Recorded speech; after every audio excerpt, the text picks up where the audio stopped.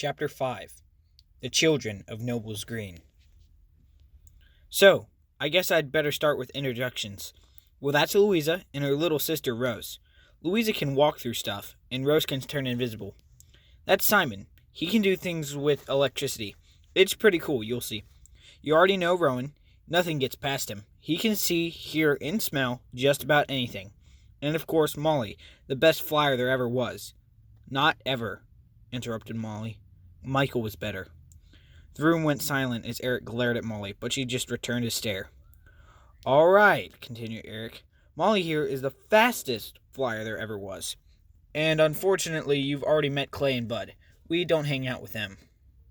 Eric smiled at the last bit, and Daniel's own mouth, he knew, was still hanging wide open. He was standing in an old tree fort deep in the woods of Mount Noble, the kids' secret hideout, with 2 rooms and a tire swing. It was massive by tree fort standards, and the supporting branches of 2 great oaks practically sagged under the weight. Newly painted boards covered up patches of rot here and there, but overall this place had been kept in excellent shape, despite its obvious age and use. Freshly tied rope ladders dangled from the sides, and there was even a pirate crow's nest made from discarded roof shingles. The walls inside were covered with posters and hand-drawn pictures. Some of them were just typical kids stuff, like rockets or race cars, even a few baby animals, but most were drawings of children in crayon, finger paint, or magic marker. There were pictures of children laughing, children flying, even children lifting cars over their heads. But as intriguing as the actual pictures were, what shocked Daniel the most was just how old some of them looked. Drawn in yellowing paper, with images so faded as to be nearly unrecognizable. Someone had been drawing these for many, many years. That's all of us, said Daniel, Eric finished. The supers of Noble's Green.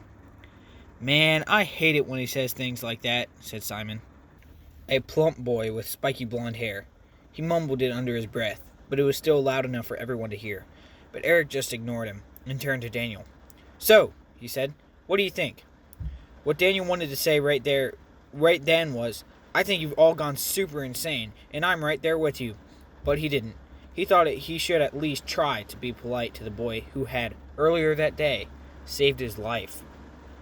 After saving Daniel from the terrible fall, Eric had carried him, flown him, around the side of the observatory to a safe landing spot. Molly was there to greet him. She looked worried, but Daniel wondered whether she was concerned about his safety or about the fact that he now knew Eric's secret. His head was spinning from the shock of it all. Eric saw the look on his face. Listen, Daniel, I know you're pretty freaked out right now, but I need you to stay cool for a while, okay? I promise I'll tell you everything you want to know later, but right now, we need to act like nothing happened, alright? Daniel? Daniel's heart still felt as if it was going to burst from his chest, but despite it all, he almost laughed in Eric's face. What choice did Eric think he had? Should he go tell a teacher that a super bully and his smelly sidekick had chased him out of a hole on top of the observatory, but since a flying super kid caught him, now everything was okay? Molly stepped forward and put her hand on Daniel's shoulder. Please, Daniel, I promise, we'll tell you everything just a little later. And with that touch, Daniel's heart stopped racing, and he was able to catch his breath and calm down. He was still in shock, but Molly's hand was reassuring. Yeah, he said, nodding. Okay, we'll talk later. Eric smiled. Great, Daniel. Be at your bedroom window tonight around 9 o'clock. We'll meet you there. Eric paused while he and Molly exchanged looks. And thanks, Daniel, for trusting us. Eric and Daniel returned to the observatory and snuck into the planetarium, where the rest of the class was already watching the star show. Eric leaned back in his chair and grinned at the many colored lights overhead, but for Daniel, it all went by in a blur. When they got back to the bus, Rowan was waiting for them. He looked genuinely relieved to see Daniel alive and well. Man, oh man, he was saying. Are you alright? Daniel nodded and climbed aboard the bus, silent. Behind him, Rowan was still muttering. Man, oh man. Just as the bus was about to pull away, Clay and Bud dragged themselves on board. Bud stared at his shoes as he walked, and the air around him was strangely odor-free. But Clay held his head high, defiant. When they walked by Daniel's seat, Clay leaned down and whispered, What were you thinking backing out of that window? You some kind of maniac?